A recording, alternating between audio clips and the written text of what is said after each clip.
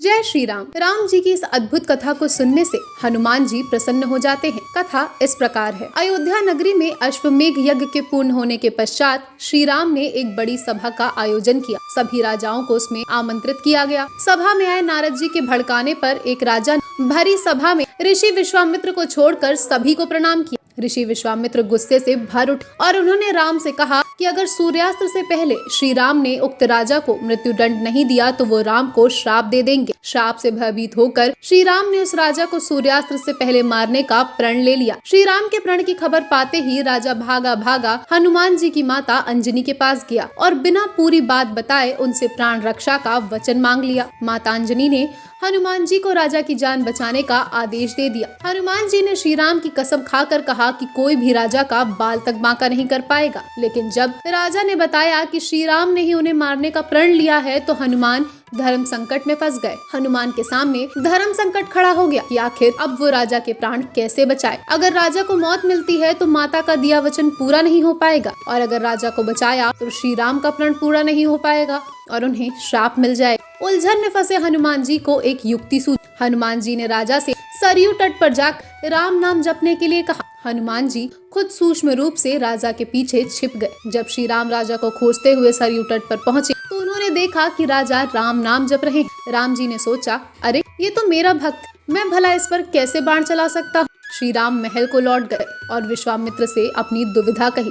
लेकिन विश्वामित्र अपनी बात पर अड़े रहे और श्री राम को फिर से राजा के प्राण लेने के लिए सरयू तट पर लौटना पड़ा। सारा राज्य देख रहा था कि कैसे श्री राम दुविधा में फंसे हुए हैं। एक तरफ जहां राजा राम नाम जप रहा है और श्री राम अपने ही भक्त को मारने के लिए मजबूर हो गए हैं।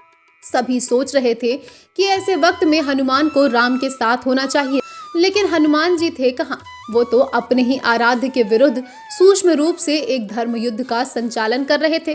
हनुमान जी जानते थे कि राम नाम जपते हुए राजा को कोई भी नहीं मान सकता, खुद मर्यादा पुरुषोत्तम राम भी नहीं। राम जी जब फिर से सरयू तट लौटे तो राजा को मारने के लिए शक्ति बाण निकाला, लेकिन तब तक राजा हनुमान जी के कहने पर सिया राम जपने लगा। राम जानते थे कि सिया राम जपने वाले पर शक्ति बाण असर नहीं करता। वो बेबस हो गए और महल को लौट पड़े। उधर विश्वामित्र उन्हें लौटा देखकर श्राप देने को उतारू हो गए और राम को फिर से सरयू तट पर जाना पड़ा। इस बार राजा हनुमान जी के इशारे पर जय सिया राम जय जय हनुमान गा रहा था। राम ने सोचा कि मेरे नाम के साथ साथ ये राजा शक्ति और भक्ति की जय बोल रहा है, ऐसे में मेरा कोई शस्त्र इसे नहीं मार पाएगा। इस संकट को देखकर श्री राम को मूर्छा आने लगी तो अयोध्या के साधु संतों में खलबली मच गई।